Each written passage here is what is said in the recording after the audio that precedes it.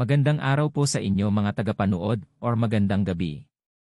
Ito po ay isang reaction video lamang mula kay Tayo na at mag-subscribe sa kanya. Pa-subscribe na rin po sa channel ko. Tara na at nang masimulan na natin.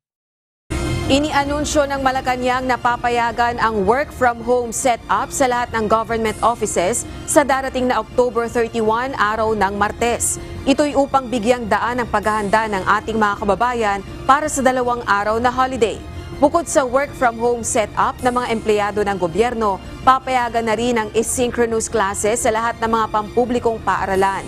Gayunman, nilinaw ng Office of the President na hindi kasama sa papayagang mag-work from home setup ang mga ahensyang nakatalaga sa pagbibigay ng basic and health services. Gayon din ang mga nasa disaster at emergency response.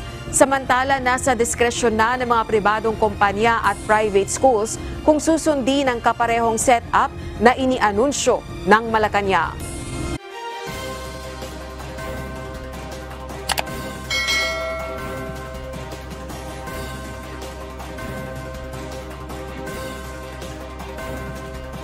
Maraming salamat po.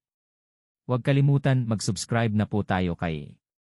Pa-subscribe na rin po sa channel ko. Babay po.